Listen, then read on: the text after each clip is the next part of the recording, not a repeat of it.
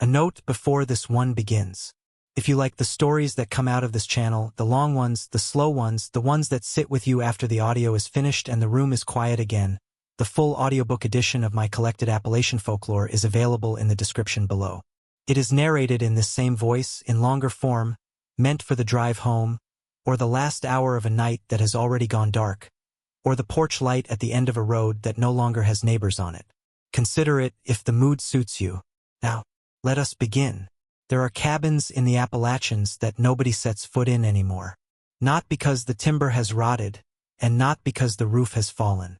Some of them are sturdy still, doors on their hinges, chimneys upright, a plate perhaps still resting on a table inside, a lamp on a shelf, a comb on a washstand. They stand and they wait. And the people who live within a day's walk of them will look you in the eye and tell you, plainly, that they do not go in. They will not send their dogs in. They will not send their children in. They will not, on the coldest night of the year, when a fire and four walls would save a life, cross the threshold. That is the sort of place I want to tell you about tonight. And before I do, if you would, tell me in the comments where you are listening from. What county, what state, what country. I read every one of them, and it always surprises me how far this voice carries into rooms I will never see. If you have your own cabin story, your own place that nobody enters anymore, leave it below. It may just become the next tale I sit down to tell. The cabin I want to tell you about tonight sat on a bench of land about 3 miles up Sawyer Fork, in the eastern hollows of what folks then still called the Blue Ridge Country, in western North Carolina. It was built in 1871 by a man named Ansel Halcomb, who had cleared the bench himself, one tree at a time, over the course of 2 summers, and who died in the cabin quietly of old age in 1904. His son took it over after that. His son's name was Ansel Halcomb, and Ansel was, at the winter of 1907, 41 years old, tall and lean the way men who work timber get lean, with black hair that had begun to gray at the temples earlier than it ought to have, a long face weathered brown, gray eyes set deep, and a habit of standing very still when he was thinking, so still that people who did not know him sometimes wondered whether he had heard the question. He wore, in that season, a heavy wool coat the color of wet bark, patched at both elbows, a flannel shirt that had been red once and was now the color of dried blood, dark trousers, and boots he had resoled himself twice. He carried a small tin of tobacco in his breast pocket that he almost never opened. His wife, Rhoda Halcomb, was 38, small-boned, with light brown hair she wore in a single braid down her back, hazel eyes that squinted when she smiled, and a way of humming under her breath when she was working that a person could hear from across a room but never quite catch the tune of. They had been married 16 years by that winter. They had one child, a boy named Simeon, who was 11, quiet, tall for his age, dark-haired like his father, with his mother's hazel eyes and her habit of hearing everything and repeating almost none of it. I want you to hold those 3 in your mind. Ansel, 41. Rhoda, 38. Simeon, 11. Because what I am going to tell you happened to them, and if you cannot see them clearly, the story is only weather and wood. The Halcombs were not rich and they were not poor either.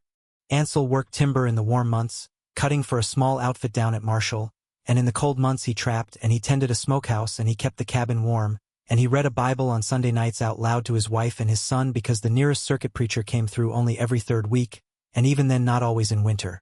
The preacher who did come, when he came, was a man named Josiah Rawle, who was, in that season, 68, tall for his age, with a beard that had gone entirely white and a black frock coat that had been mended so many times at the elbows that the patches themselves had begun to be patched.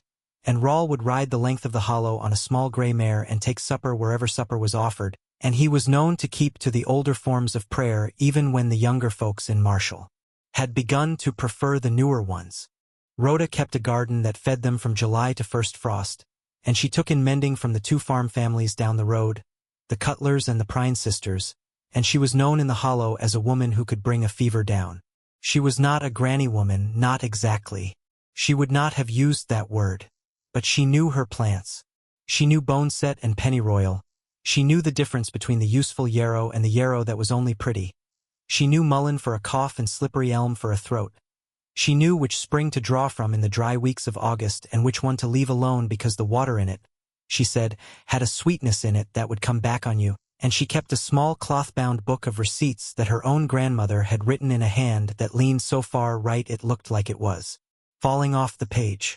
The book had, on its inside cover, a small pencil drawing of a chestnut tree, and beneath the drawing, in the same slanted hand, the words, "For what is remembered."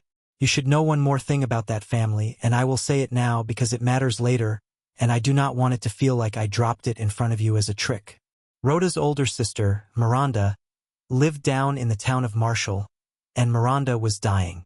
She had been dying since the previous September of what the doctor there called consumption, but which anyone in the hollow could have told you was consumption compounded by grief, because Miranda had lost her husband to a mill accident the year before, and after that she had begun to cough and the cough had not stopped. Miranda had no children. She had only Rhoda. And Rhoda, that autumn, had begun making the walk down to Marshall every other week, an 8-mile walk each way, to sit with her sister, and to change her bedding, and to bring her whatever the garden had left. Ansel did not go with her. Ansel stayed with Simeon at the cabin. That was the arrangement they had. It was the arrangement they had until the 14th of December, 1907, when the arrangement broke. Now, the winter of 1907 was, in the memory of that hollow, the winter that arrived early. The first snow fell on the 18th of November. It did not melt. The second snow fell on the 26th, and by the 1st of December there was more than a foot of it on the north side of the ridge, and the creeks were beginning to ice over at the edges, the ice creeping in from the banks toward the middle in thin white plates. Ansel had put up more firewood than usual that year, sensing, in the way men who work outside will sense, that the season was going to be a long one. He had, by the beginning of December, 3 cords stacked against the north wall of the cabin, and a 4th stacked in the woodshed. He had cured 2 hogs. He had laid in flour and beans and salt and coffee enough for 4 months if it came to it. He was a careful man. That is the first thing I want you to remember. He was a careful man, and he had made a careful plan for that winter, and the winter, as winters will, did not care. On the morning of the 14th of December, a boy came up Sawyer Fork on a mule, breathing hard, cheeks blotched red with the cold. He was one of Miranda's neighbors from down in Marshall, a Prine boy, 12 years old, freckled, small for his age, in a coat that had once belonged to an older brother and now hung on him like a sack. He had a note. He handed it up to Rhoda at the door. She read it standing on the porch, and Ansel, watching her from just inside the doorway, saw her free hand rise slowly to the side of her face and rest there, as if she were checking whether the face was still hers. The note said that Miranda had taken a turn in the night, that she was asking for her sister, and that if Rhoda meant to come, she should come now. Rhoda folded the note in half. She folded it again. She looked at Ansel, and then she looked at Simeon, who was sitting at the table with a bowl of grits in front of him, and she said quietly, "I have to go." Ansel said, "I know." She said, "I will come back when I can." He said, "I know." And then, without any fuss, because there was no time for fuss, she put on her heaviest wool skirt over her second heaviest wool skirt. She put on Ansel's old canvas coat over her own. She put a pair of dry stockings in a satchel and a small tin cup and her grandmother's book of receipts and a loaf of bread wrapped in a cloth, and she kissed Simeon on the crown of his head where the hair whirled, and she looked at Ansel a long moment, and then she went down the porch steps into the snow and she followed the boy on the mule back down toward Marshall. Ansel watched her until she was out of sight around the shoulder of the ridge. Then he closed the door. I want to tell you what he did next because it matters. He did not sit down. He did not stare at the fire. He did what a careful man does, which is he made a smaller plan to replace the one that had just been taken from him. He looked at Simeon and he said, "We are going to bring in another day's wood. Then we are going to check the smokehouse. Then we are going to walk down to the Cutlers and let them know your mother has gone to your aunt so that if we need anything they will know." And Simeon, 11, tall for his age, quiet like his father, nodded and put on his coat, and put on his mittens, and put on the hat his mother had knitted him the winter before, a heavy gray thing with a red band at the brim that his mother had put in because she said a boy should not disappear against the snow. That is the plan. Hold it in your mind because in 3 days that plan is going to break too. I want to tell you for a moment about the cabin itself because you should be able to see it before what happens to it happens. It was a single-room structure, 20 feet by 24, chinked with clay and horsehair, roofed in cedar shakes that Perry Halcomb had split himself. The chimney was of local stone, gathered from Sawyer Fork, mortared with a mixture Perry had learned from a mason in Asheville. There were 2 windows, one facing east, one facing south, both small, both covered at night in wintertime with a heavy wool blanket to keep the heat in. There was a plank door, hung on iron hinges Ansel's grandfather had brought over the mountains from Tennessee. The floor was pine, laid straight, no cellar beneath it, only the packed earth of the bench. The interior held a table Ansel had built himself the year of his marriage. For chairs mismatched, a large iron stove Rhoda cooked on, a bed against the south wall for Ansel and Rhoda, a trundle bed beneath it for Simeon, a shelf of dishes, a shelf of Rhoda's plants dried, hung in small bundles, the Bible on a small stand near the fireplace, a rifle on pegs above the door, and against the north wall on the inside, a low bench Perry Halcomb had built into the wall itself, with a hinged lid, which Rhoda used for storing wool. That north wall on the inside, and I want you to see this clearly, was blank. There were no windows in it. There were no pictures. There was only the bench, and above the bench the plain hewn logs, and above them the underside of the roof. For the first 3 days after Rhoda left, nothing was wrong. The snow held off. Ansel and Simeon brought in more wood than they needed. They checked the smokehouse and resalted a shoulder of pork, and Ansel showed Simeon, again, the trick of running a finger along the grain of the salt to feel whether the cure had taken all the way through, a thing his own father had shown him at the same age.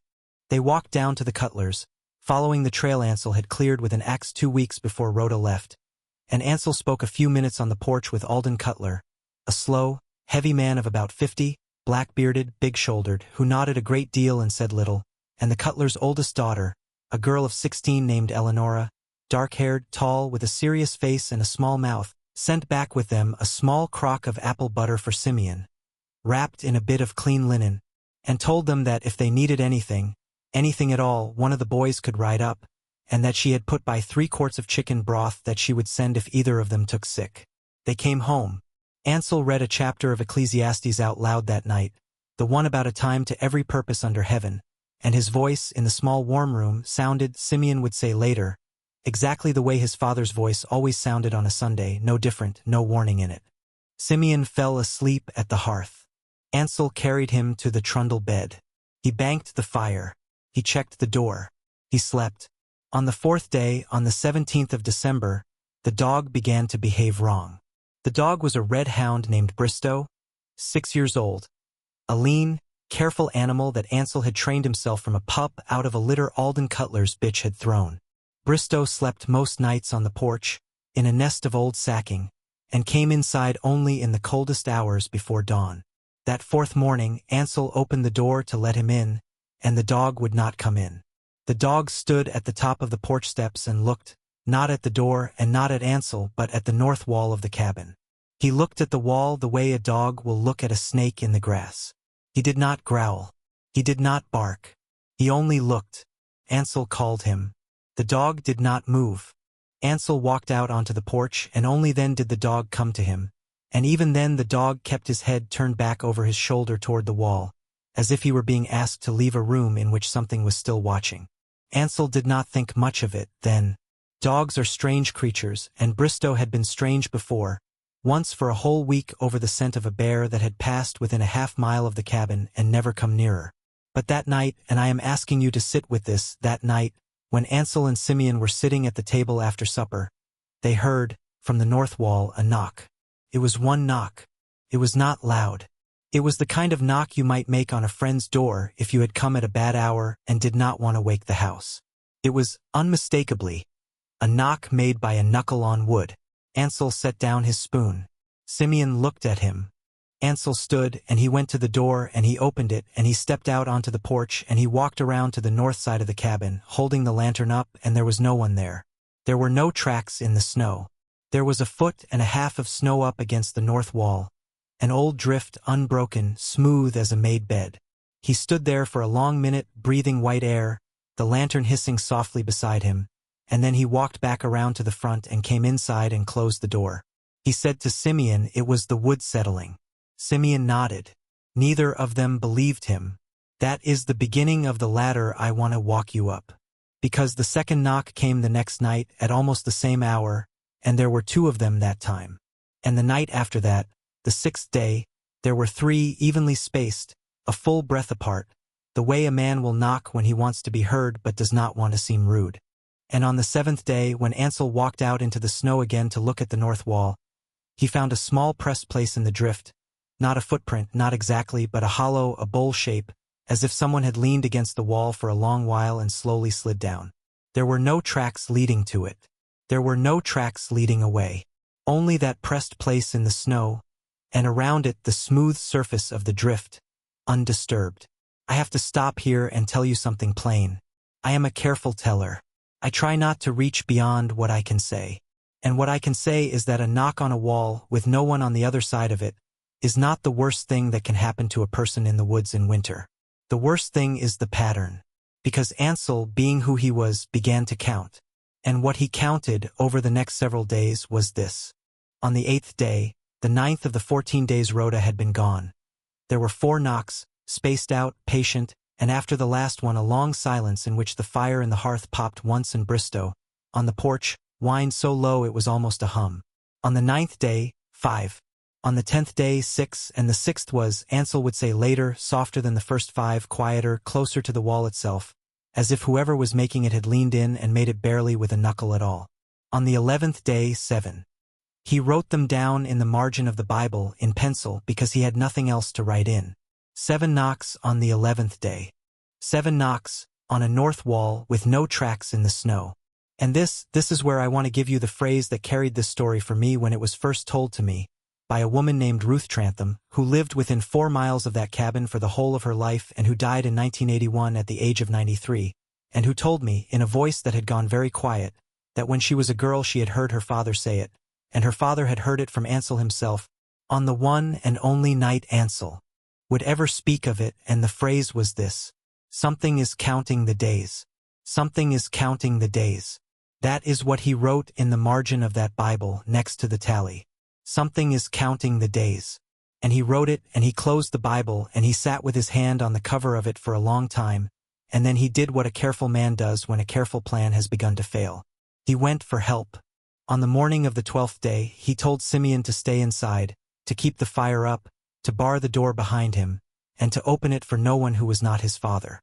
Then he walked down the mountain, 3 miles, in fresh snow to his knees, to the cabin of a man named Verlin Ashmore, who lived at the foot of Sawyer Fork and who was, in that hollow, the person people went to when they could not go to a preacher, and when they could not go to a doctor, and when the thing they were carrying was of a shape neither of those men could hold. Verlin Ashmore was, that winter, in his mid-60s, a small, spare man, no more than 5.5 feet tall, with a face like a folded map, white hair that stood up on one side and lay flat on the other in a way that suggested he had just risen, watery blue eyes, and a voice that sounded like it was coming up from a well. He wore a heavy sheepskin coat that had belonged to his father, dark trousers, and, curiously, on the day Ansel came to see him, a pair of soft cloth slippers, because he had been sitting by his fire. He did not stand when Ansel came in. He nodded once, and he pointed at the chair opposite him, and he said, "Tell me." Ansel told him. He told him about the dog. He told him about the knocks. He told him about the pressed place in the snow that was not a footprint. He told him about the count. Verlin Ashmore did not interrupt.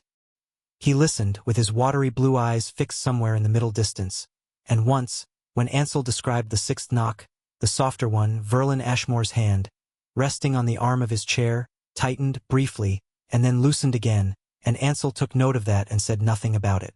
When Ansel got to the count and the phrase that had come into his mind, "Something is counting the days," Verlin Ashmore closed his eyes very slowly, as if he were closing a door on a room he had been trying not to look into. He did not say much. That is what struck Ansel afterward. Verlin Ashmore did not say much. What he said was this. He said, "Your cabin sits on a bench above Sawyer Fork." Ansel said, "Yes." Verlin said, "Do you know what was there before your father cleared it?" Ansel said, "No." Verlin said, "Neither do I, not exactly, but my mother's mother knew. She used to say that bench was a place the old people, and by the old people she meant the people who were on that land before any Halcomb came to it. She used to say that bench was a place the old people would not sleep on. Not because anything happened there that she knew of, only that they would not sleep on it. They would cross it in the daytime, and they would hunt on it, and they would gather from it, but they would not sleep on it, and they would not build on it. And when Perry Halcomb built his cabin there in 1871, some of the old ones, the ones still alive then, went down to Marshall and drank about it for 3 days. That is all my mother's mother told me. That, and one other thing. Ansel waited. Verlin Ashmore opened his eyes and looked at him and said the one other thing. She said, whatever comes to that bench in winter does not come for the cabin. Comes for the count. Ansel sat with that a moment. Then he said, the count of what? Verlin Ashmore looked at him steadily and said, I do not know. I would not lie to you and tell you I did. But I would tell you this. Do not sleep in that cabin alone. If you cannot leave it, do not sleep alone in it. Bring the boy to my place tonight if you can. Bring the dog. Do not answer a knock no matter how it sounds. And, Ansel, do not count. Whatever you do from this hour on, do not count. Do not tally. Do not keep a number. If you have a number, forget it. If you have written it, burn it. It is the counting the thing is waiting for. Do you understand me? You understand? I want you to hold that on your tongue for a moment. Do not count. Because the man who told him that was not a preacher, and he was not a doctor, and he did not deal in the language of the pulpit. He was an old man who had been paying attention his whole life. And what he was telling Ansel in plain English was that the count was the door. And Ansel, sitting in that small warm room with the fire snapping in the grate and the soft cloth slippers on Verlin Ashmore's small feet and the smell of coffee coming from a pot at the back of the stove, understood, in the pit of his stomach, that he had already opened it. Let's go back to the story. Ansel walked home. It was late afternoon by then, and the sun was already dropping behind the shoulder of the ridge, and the snow had begun again, small dry flakes, the kind that mean cold and not much else. He walked with his head down, and I have to tell you that halfway home he stopped in the middle of the trail in the snow, and he stood there for a long time and he tried, deliberately, to forget the tally. He tried to unknow the number 7. He tried to unknow that there had been 4 the day before, and 3 the day before that, and 2 before that, and 1 before that. Have you ever tried to unknow a number? Have you ever known in your body that something was wrong and tried to make the knowing go away by refusing to think of it? It does not work. It does not work at all. He got home just after dark. He had, when he got home, all 7 numbers still in his head, arranged neat as a hymn. Simeon opened the door for him. The fire was up. The dog was inside, which was strange, because Ansel had not brought the dog with him to Verlin's, and the dog would not usually come in during daylight. But the dog was inside, pressed flat against the base of the door, as low as he could get, and he would not look at the north wall. Ansel understood, then, that whatever Bristow had been holding back, he was not holding it back anymore. He sat Simeon down at the table. He said, we are going to Verlin Ashmore's tonight. We are going to bundle up and we are going to walk down. It will take us 3 hours. He said this calmly, the way a careful man tells a boy something the boy does not need to be afraid of yet. Simeon nodded. Simeon put on his coat. He put on his mittens. He put on the gray hat with the red band. Ansel banked the fire so it would keep a little of the cabin warm through the night, in case they had to come back. He wrapped the Bible in oilcloth and put it in his satchel.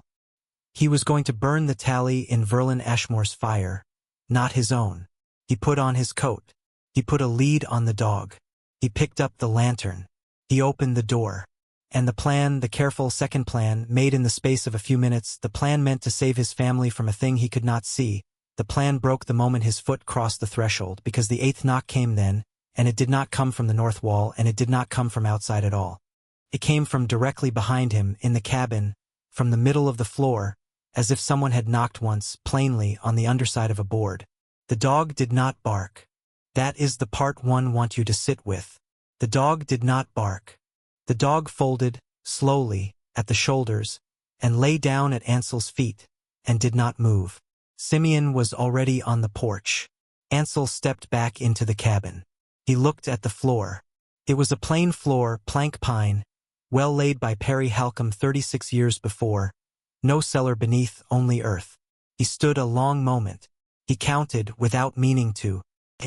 He knew, the instant he had counted it, that he should not have. He knew it the way a man knows he has spoken a name he had promised not to speak. And in the very moment he knew, he understood something else, which was that Verlin Ashmore had told him not to count because Verlin Ashmore had known, whether from his mother's mother or from some quieter place in himself, that the count was not being kept by the thing outside. The count was being kept by the man inside. And Ansel had been keeping it faithfully, in pencil, in the margin of a Bible, for 8 days. He turned and went back onto the porch. He closed the door behind him.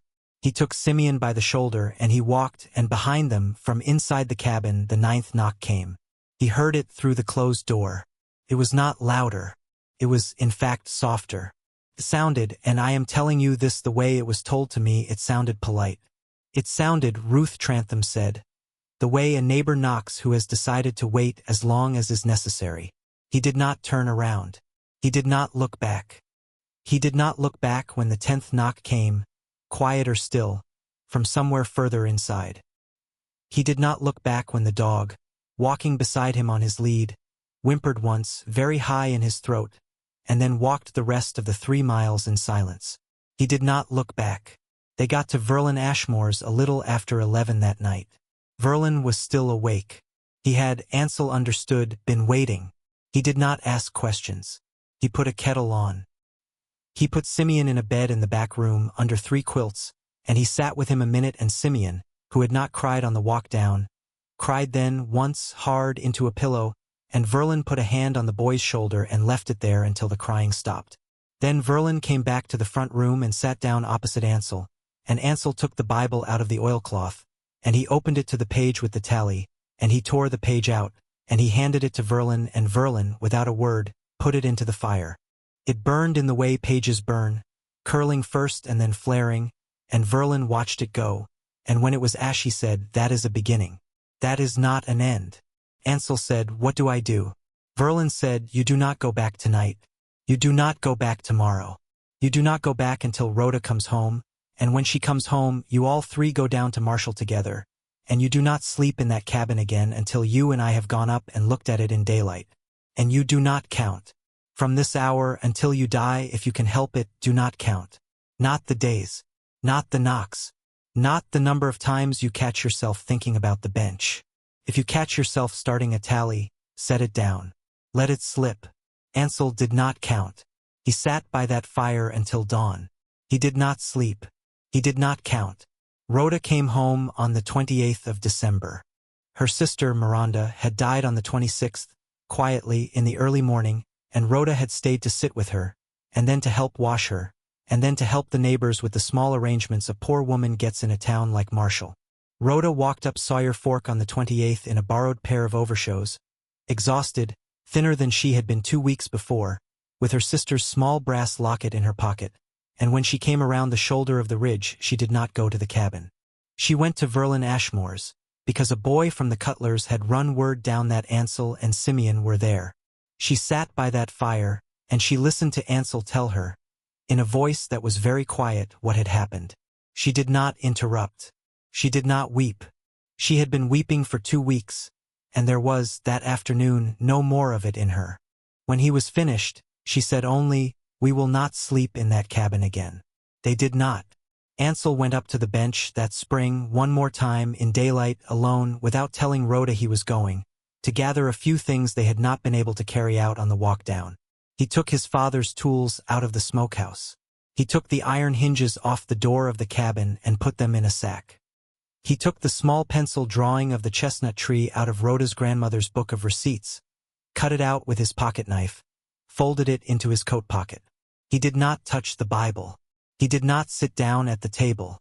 He did not look at the north wall. He walked out of the cabin, closed the door behind him, walked down the bench, and did not turn around. When he got home that evening, he did not tell Rhoda he had gone up.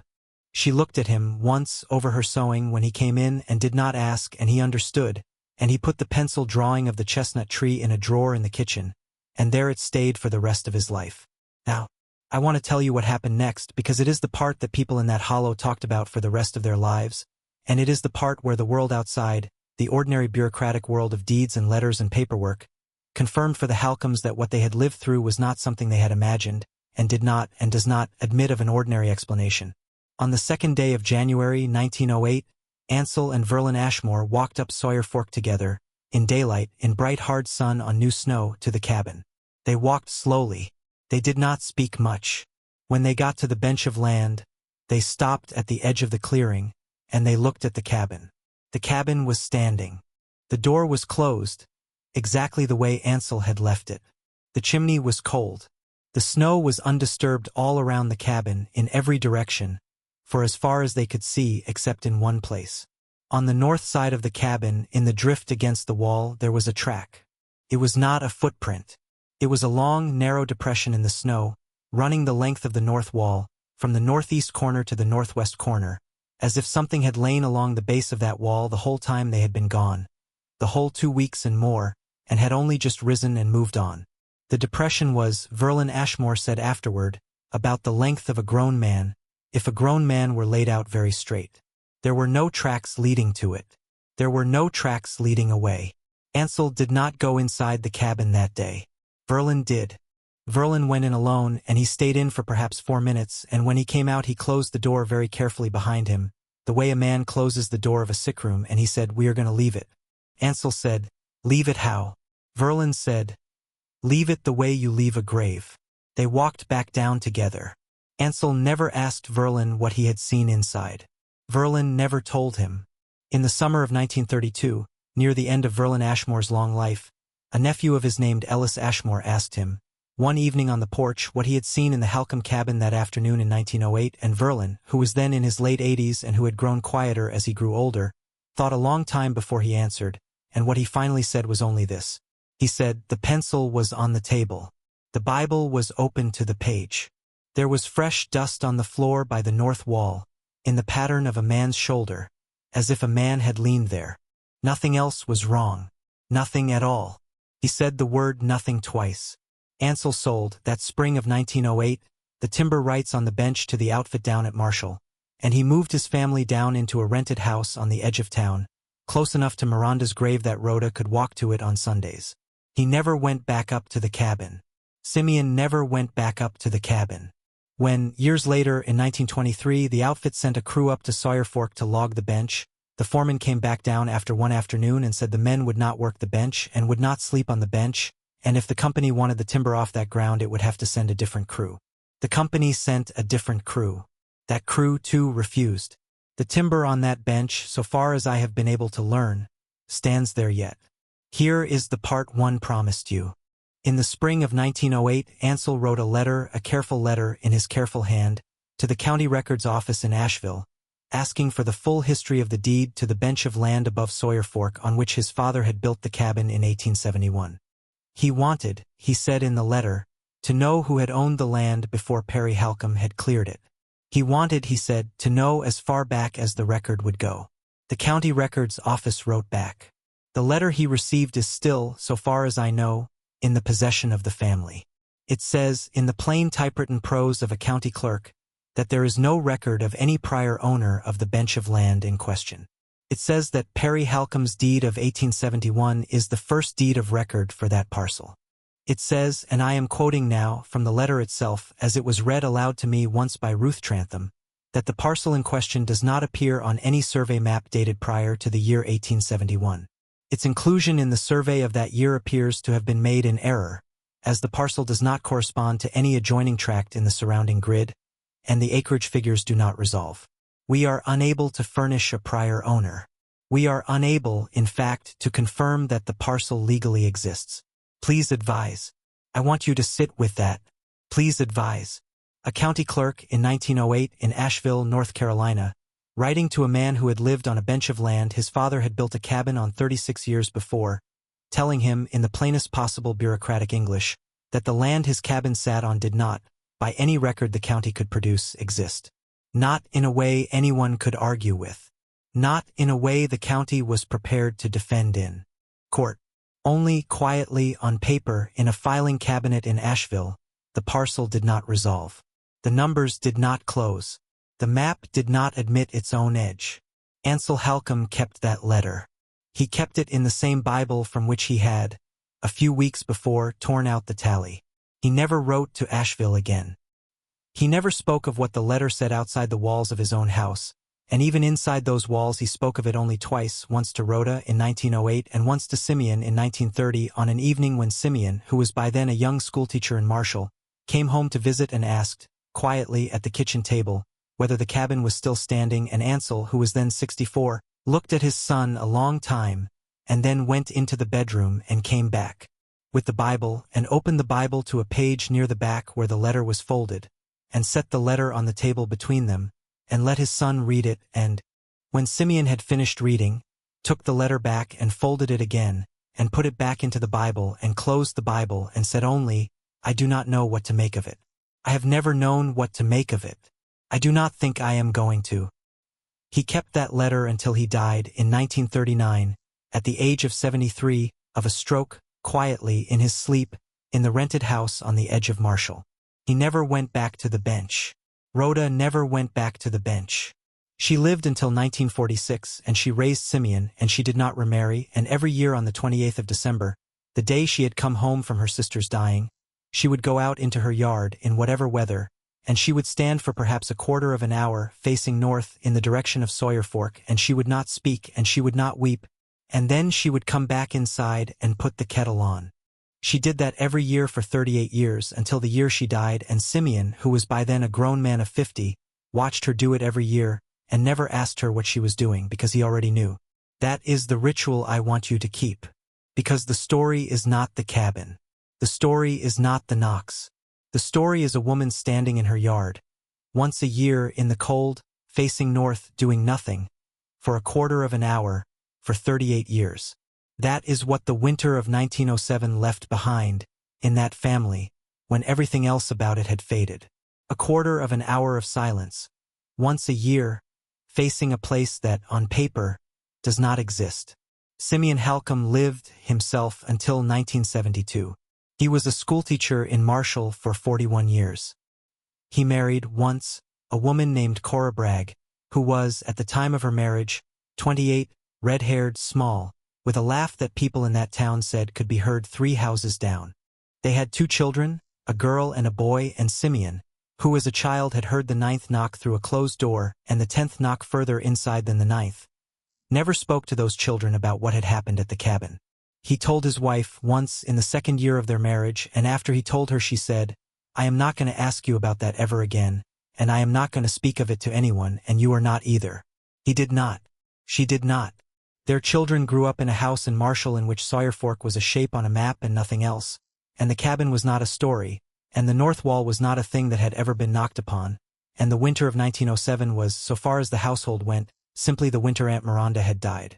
When Simeon died in 1972 of heart failure, at the age of 76, he left, among his papers, a small envelope addressed to no one, sealed, and inside the envelope was the letter from the County Records Office of 1908, folded now soft and yellow along its creases, and a single sheet of paper in his own hand that said, in pencil, only this: "Do not go up Sawyer Fork in the winter.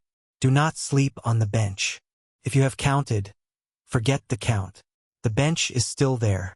I have been told, though I have not seen it myself, that the cabin still stands, that the timber around it is old growth now, and that from time to time hunters cross that bench in daylight, because it is a shortcut between 2 ridges, but that no hunter in living memory has willingly slept on it. There is, I am told, still, in a certain kind of winter, on a certain kind of quiet night, if the wind is off the north and the moon is up, a sound that carries down Sawyer Fork from that bench. It is not loud. It is not, people say, frightening exactly. It is only, and I am quoting a man named Delmar Prine who told me this in the summer of 1978, and who was then in his 80s and who had grown up in that hollow, it is only, he said, like somebody counting under their breath. Slow. Patient. In no hurry at all. That is the story of the cabin above Sawyer Fork. Or that is as much of it as I know, and as much of it as I am willing to say.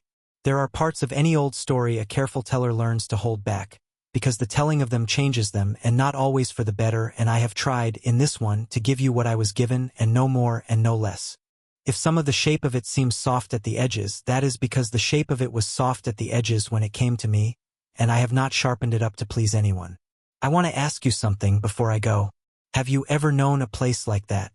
A place that everyone in your family or your town or your county has agreed quietly without ever really discussing it not to enter. Not a haunted house in the loud sense. Not a legend that gets told at parties. Quieter place. A place people just do not go. If you have, tell me about it in the comments below. Tell me the county, tell me the state, tell me the country. Tell me what people do instead of going in. Tell me whether anyone in your family ever broke the rule and what happened. I read every one of them. And if the story is one that has been sitting with your family for a long time, one you have never quite been able to set down, tell it here. It may just become the next story I tell. There is a place I have been reading about in the low pine country of South Georgia, where a churchyard was moved in 1894 and, according to the people who live near it, not all of what was in the churchyard moved with it. That may be the next tale I sit down with. We will see. Some stories choose their teller and not the other way around. But for tonight, for this one, I only want to leave you with this. If you find yourself this winter in a quiet house, in a quiet hour, and you hear, from a wall or from a floor, or from somewhere you cannot quite place, a small, polite sound that could be a knock, do what Verlin Ashmore told Ansel Halcomb to do, on the 12th day of a winter that was already too long. Do not answer it. Do not look for it. Do not, whatever you do, count it. Do not count.